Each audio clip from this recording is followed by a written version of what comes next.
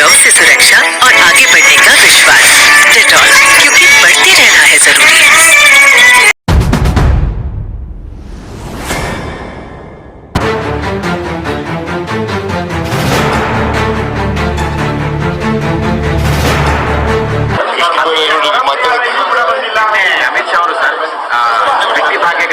ಈಗ ಅಮಿತ್ ಶಾ ಅವರು ಕರ್ನಾಟಕಕ್ಕೆ ಬರಗೈಲಿ ಬಂದವ್ರೆ. ಇವತ್ತಿನವರಿಗೆ ಬರಗಾಲದ ಬಗ್ಗೆ ಒಂದು ಮೀಟಿಂಗ್ ಕೂಡ ಮಾಡಿಲ್ಲ. ಅವರೇ ಅಧ್ಯಕ್ಷರು, ಗೊತ್ತಾಯ್ತಾ? ಬರ ಪರಿಹಾರದ ಬಗ್ಗೆ ಪರಿಹಾರ ಕೊಡ್ಲಿಕ್ಕೆ ಅಧ್ಯಕ್ಷರು ಯಾರು? ಮಿಸ್ಟರ್ ಅಮಿತ್ ಶಾ ಅವರು ಇವತ್ತಿನವರೆಗೆ ಮೀಟಿಂಗ್ ಮಾಡಿಲ್ಲ. 5 ತಿಂಗಳಾಯ್ತು,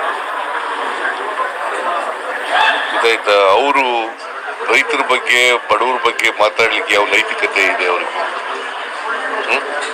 ದೇಶದ ಬಗ್ಗೆ ಮಾತಾಡಲಿಕ್ಕೆ ಯಾವ ನೈತಿಕತೆ ಇದೆ?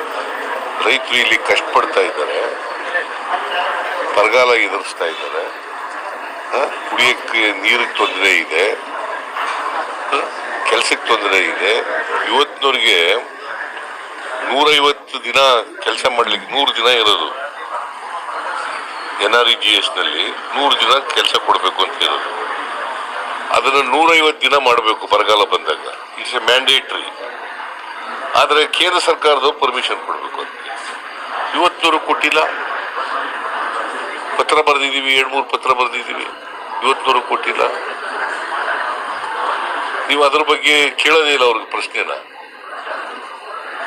ದಯಮಾಡಿ ಕೇಳಿ ಅವ್ರು ಬಂದಾಗ, ಅಮಿತ್ ಶಾ ಬಂದಾಗ. ನಿರ್ಮಲಾ ಸೀತಾರಾಮನ್ ತಕ್ಕ ಉತ್ತರ ಕೊಟ್ಟಿದ್ದಾರೆ ಅಂತ ದೇವೇಗೌಡರು ನಿನ್ನೆ ಸಂಸತ್ತಲ್ಲಿ ಹೇಳಿದ್ದಾರೆ. ಯಾರು? ದೇವೇಗೌಡರು. ಈಗ ಅವ್ರ ಜೊತೆ ಸೇರ್ಕೊಂಡವ್ರಲ್ಲ, ಬಿಜೆಪಿ ಅವ್ರ ಜೊತೆ ಸೇರ್ಕೊಂಡ್ಬಿಟ್ಟವ್ರಲ್ಲ.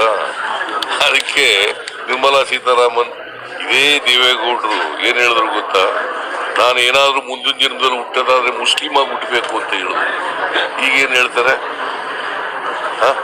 ಹೇಳಪ್ಪ, ನಾವು ಇವೆಲ್ಲ ಹೇಳಕ್ ಹೋಗ್ಬಾರ್ದು. ಅವ್ರ ಯಜಮಾನರು, ಮಾಜಿ ಪ್ರಧಾನಮಂತ್ರಿಗಳು ಹೇಳ್ಬಾರ್ದು. ಅವರೆಲ್ಲ ಇವೆಲ್ಲ ನೋಡಿ, ಅವ್ರ ಅಲಯನ್ಸ್ ಜೊತೆ ಆಗಿದ್ದೀವಿ ಅಂತೇಳಿ ಅವ್ರು ಮಾಡಿದ ಅನ್ಯಾಯನೆಲ್ಲ ಸರಿ ಅಂತ ಹೇಳಕ್ ಹೋಗ್ಬಾರ್ದು.